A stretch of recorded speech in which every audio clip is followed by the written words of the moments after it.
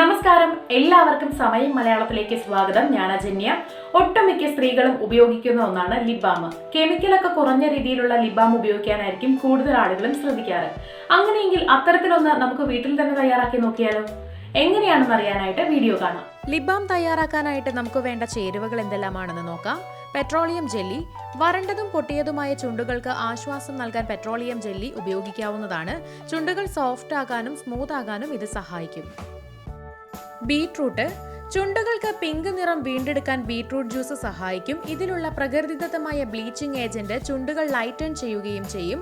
ചുണ്ടിലെ pigmentation കുറയ്ക്കാനും smooth ആകാനും ഇത് സഹായിക്കും. വെളിച്ചെണ്ണ. പ്രധാനമായും ചുണ്ട് മോയ്സ്ചറൈസ് ചെയ്യാനാണ് ഇത് ഉപയോഗിക്കുന്നത്. ഗ്ലോയിങ് ആയ ചുണ്ടുകൾ ലഭിക്കാൻ ഇത് കാരണമാകും. അങ്ങനെ ചുണ്ടിന്റെ സോഫ്റ്റ്നെസ് കാത്തു സൂക്ഷിക്കാനും ഇത് സഹായിക്കും.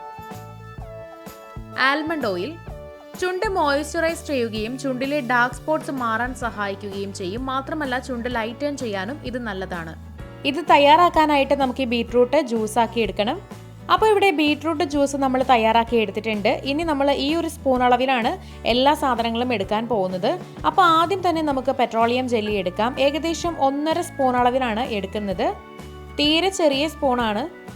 അപ്പോൾ അതിനനുസരിച്ചുള്ള അളവിന് വേണം സാധനങ്ങൾ എടുക്കാനായിട്ട്. ഇനി ഇതിലേക്ക് നമുക്ക് 1 സ്പൂൺ അളവിൽ ബീട്രൂട്ട് ജ്യൂസ് ഒഴിച്ചു കൊടുക്കാം. കൂടുതൽ ഉണ്ടാക്കി സ്റ്റോർ ചെയ്യേണ്ടവർ കൂടുതൽ അളവിൽ എല്ലാ സാധനങ്ങളും എടുക്കാനായിട്ട് ശ്രദ്ധിക്കുക. ഇത് 1 സ്പൂൺ അളവിൽ ഇതിലേക്ക് ഒഴിച്ചു കൊടുക്കാം. എന്നിട്ട് ചെറുതായിട്ടൊന്ന് ഇളക്കി യോജിപ്പിച്ച് കൊടുക്കുക.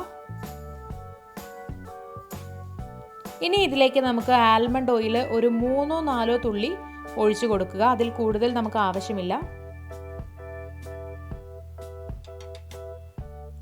അടുത്തതായിട്ട് വെളിച്ചെണ്ണയും ഒഴിച്ചു കൊടുക്കാം. ഏകദേശം ഒരു 1/4 സ്പൂൺ അളവിൽ മാത്രം വെളിച്ചെണ്ണ എടുക്കുക. അതിൽ കൂടുതൽ ആവശ്യമില്ല.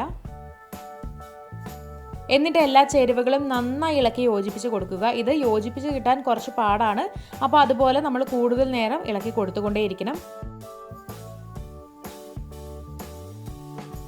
ഇവിടെ നന്നായിട്ട് ഇളക്കി യോജിപ്പിച്ച് വന്നിട്ടുണ്ട്. നമ്മുടെ ബാം തയ്യാറാണ്. ഇത് വെള്ളമൊന്നുമില്ലാത്ത ഒരു പാത്രത്തിലേക്ക് മാറ്റി സൂക്ഷിക്കാം. അതിനുശേഷം ഇത് ഫ്രിഡ്ജിൽ വെച്ച് നമുക്ക് ഉപയോഗിക്കാവുന്നതാണ്. ഫ്രിഡ്ജിൽ വെച്ചിട്ട് ഉപയോഗിക്കുകയാണ് കൂടുതൽ നല്ലത്. അപ്പോൾ നമുക്കൊരു ബാമിൻ്റെ പോലെയൊക്കെ കിട്ടും. ഈ ബാം ഇപ്പോൾ ഉപയോഗിക്കാൻ റെഡിയാണ്.